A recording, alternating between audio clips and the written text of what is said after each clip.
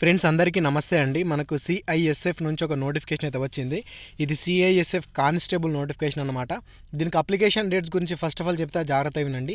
మీకు అప్లికేషన్ వచ్చేసి online apply చేయాల్సి అయితే ఉంటుందండి. 29 జనవరి 2022 నుంచి అయితే మీకు అప్లికేషన్ అయితే స్టార్ట్ అవుతుంది. దీనికి లాస్ట్ డేట్ కనుక చూసుకున్నట్టయితే మార్చి 4, 2022 తేదీ అయితే లాస్ట్ డేట్ అయితే ఉందన్నమాట. ఈ నోటిఫికేషన్ గురించి పూర్తి సమాచారం నేను మీకు వీడియోలో చెప్తాను, సో జాగ్రత్తగా చూడండి. మీరు ఇక్కడ చూసుకున్నట్టయితే ఇది కానిస్టేబుల్కి సంబంధించినటువంటి నోటిఫికేషన్ అనమాట. అదేవిధంగా మరొక విషయం ఏంటంటే దీనికి కేవలం మేల్ పర్సన్స్ మాత్రం అప్లై చేసుకునే అవకాశం ఉందండి. ఫీమేల్ వాళ్ళకి అప్లై చేసుకునే అవకాశం అయితే లేదు. ఇదొక విషయం అయితే జాగ్రత్తగా గమనించండి. ఇక దీని గురించి మొత్తంగా మాట్లాడుకున్నట్లయితే ముందుగా వేకెన్సీస్ గురించి చూసుకున్నట్లయితే మీకు 1149 వేకెన్సీ అయితే ఉన్నాయండి. మీకు స్టేట్ వైజ్గా వేకెన్సీస్ని వీళ్ళు డివైడ్ అయితే చేస్తారు. అందులో మొదటగా మనకు ఆంధ్రప్రదేశ్ గురించి మాట్లాడుకున్నట్టయితే మీకు ఇక్కడ ఎంటైర్ స్టేట్గా అంటే స్టేట్ మొత్తంలో చూసుకుంటే 28 పోస్టులు అయితే ఉన్నాయండి.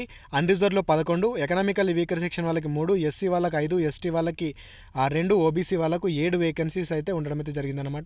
అయితే ఇక్కడ నక్సల్ ఎఫెక్టెడ్ డిస్ట్రిక్ట్ ఎవరైతే ఉన్నారో వాళ్ళకి సపరేట్ వేకెన్సీ అయితే ఉన్నాయి. ఇలా మొదటగా యూఆర్ వాళ్ళకి చూసుకున్నట్టయితే 21 వేకెన్సీలు, ఎకనామికల్ వీకర్ సెక్షన్ వాళ్ళకి చూసుకున్నట్టయితే 5 వేకెన్సీలు, ఎస్సీకి 8, ఎస్టీకి 3, ఓబీసీకి 14 వేకెన్సీలు, మొత్తంగా చూసుకుంటే 51 వేకెన్సీస్ తోటి మనకి ఇక్కడ వేకెన్సీస్ ఉండడం అయితే జరిగిందనమాట.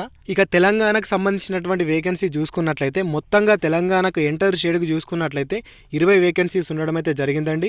యూఆర్లో చూసుకున్నట్లయితే 8 వేకెన్సీలు, ఎకనామికల్ వీకర్ సెక్షన్ వాళ్ళకి చూసుకుంటే 2, ఎస్సీకి 3, ఎస్టీకి 2, ఓబీసీ వాళ్ళకి 5 వేకెన్సీలు, మొత్తంగా 20 వేకెన్సీస్ ఉన్నాయి. ఇక నక్సల్ ఎఫెక్టెడ్ డిస్ట్రిక్ట్ ఏవైతే ఉన్నాయో వాళ్ళకి చూసుకున్నట్లయితే ఓపెన్లో 4 వేకెన్సీలు, ఎకనామికల్ వీకర్ సెక్షన్ వాళ్ళకి 1, ఎస్సీకి 1, ఎస్టీకి 1, ఓబీసీకి 3, మొత్తంగా చూసుకుంటే 10 వేకెన్సీస్ ఉండడం అయితే జరిగిందనమాట. ఇక దీనికి సాలరీ స్ట్రక్చర్ చూసుకున్నట్లయితే మీకు అన్ని అలవెన్సులు కలుపుకొని మీకు ఇంచుమించు 30,000 పైనే సాలరీ అయితే ఉంటుంది. 30 నుంచి 35,000 పైనే మీ యొక్క పోస్టింగ్ని బట్టి, మీ యొక్క పోస్టింగ్ ప్రాంతాన్ని బట్టి మీ యొక్క సాలరీ అనేది హైక్ అయితే ఉంటుందండి. ఇక నెక్స్ట్ క్వాలిఫికేషన్ గురించి మాట్లాడుకున్నట్లయితే వాళ్ళు నోటిఫికేషన్లో మెన్షన్ చేసినటువంటి క్వాలిఫికేషన్ గురించి చూసుకున్నట్లయితే మీరు ఇక్కడ జాగ్రత్తగా చూడండి. The candidate must have passed 12th class or equivalent qualification from recognized board or university with science subject on before the closing date something అని చెప్పేసి ఇచ్చారు. అంటే ఇక్కడ ఏంటి అంటే సైన్స్ సబ్జెక్టులు చదివిన వాళ్ళే అప్లై చేసుకోనికి అర్హులు అని చెప్పేసి వాళ్ళు ఇక్కడ నోటిఫికేషన్లో క్లియర్గా అయితే మెన్షన్ అయితే చేశారండి. అంటే బైపీసీ వాళ్ళు, ఎంపీసీ వాళ్ళు దీనికి అప్లై చేసుకునే అవకాశం అయితే ఉంటుంది కావచ్చు. అప్లికేషన్ ప్రాసెస్ స్టార్ట్ అయిన తర్వాత అప్లై చేసేటప్పుడు మనకు అక్కడ తెలుస్తుంది. సో నేను అప్పుడు మీకు ఇంకా క్లారిటీగా చెప్తాను. ప్రజెంట్ ఏంటంటే ఇక్కడ సైన్స్ సబ్జెక్ట్ అని చెప్పేసి వాళ్ళు క్లియర్గా అయితే మెన్షన్ అయితే చేశారు. ఇక ఏజ్ లిమిట్ గురించి చూసుకున్నట్లయితే 18 నుండి 23 సంవత్సరాల వరకు అయితే ఏజ్ లిమిట్స్ అయితే ఉండాలండి. ఇక్కడ వాళ్ళు డేట్ ఆఫ్ బర్త్ని కూడా మెన్షన్ అయితే చేశారు. 1-3-1999 నుండి 4-3-2004 మధ్యలో అయితే మీ డేట్ ఆఫ్ బర్త్ అయితే ఉండాల్సి అయితే ఉంటుందన్నమాట. అయితే ఇక్కడ మీరు గమనించినట్లయితే ఎస్సీ ఎస్టీ వాళ్ళకు 5 సంవత్సరాలు ఎక్స్ట్రాగా ఉంటుంది. అంటే 18 నుండి 28 సంవత్సరాలు. ఓబీసీ వాళ్ళకి వచ్చేసి 18 నుండి 26 సంవత్సరాలు ఉన్న వాళ్ళందరూ అప్లై అయితే చేసుకోనికి అవకాశం అయితే ఉంటుందన్నమాట. దాంతోపాటు ఎక్స్ సర్వీస్ మ్యాన్లు ఎవరైతే ఉంటారో వాళ్ళకు కూడా 3 సంవత్సరాల అప్పర్ ఏజ్ రిలాక్సేషన్ కూడా ఇవ్వడం అయితే జరిగిందండి. ఇక దీనికి ఫిజికల్ స్టాండర్డ్ ఎంత ఉండాలి అని చూసుకున్నట్లయితే ఇక్కడ హైట్ వచ్చేసి 170 సెంటీమీటర్స్ హైట్ అయితే ఉండాలి. ఇక చెస్ట్ చూసుకున్నట్టయితే 80 సెంటీమీటర్ల చెస్ట్ అయితే ఉండాలి. మీరు గాలి పీల్చుకున్నప్పుడు 5 సెంటీమీటర్స్ పెరగాల్సి అయితే ఉంటుందన్నమాట.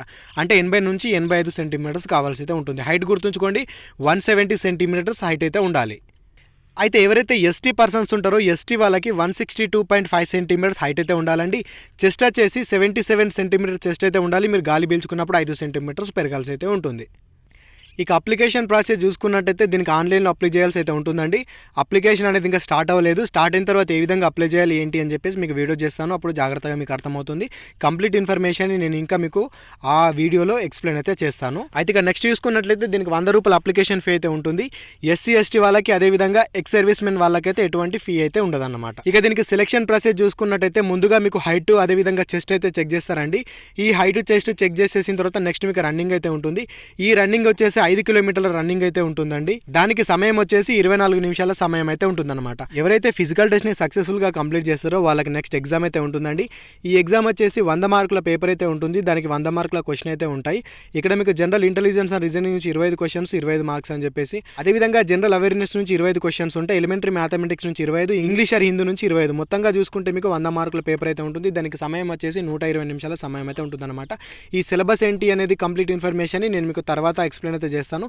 ప్రజెంట్ నోటిఫికేషన్ గురించి అయితే మీకు పూర్తి సమాచారాన్ని చెప్పే ప్రయత్నం అయితే చేస్తానండి. అయితే ఇక్కడ మినిమం క్వాలిఫై మార్కులు చూసుకున్నట్టయితే అన్రిజర్వ్ వాళ్ళకి, ఎకనామికల్లీ వీకర్ సెక్షన్ వాళ్ళకి, ఎక్స్ సర్వీస్ మెన్ వాళ్ళకి వచ్చేసి 35% మార్క్స్ వస్తే జస్ట్ క్వాలిఫై అనమాట. అంటే 100కు 35 మార్కులు అయితే రావాలి.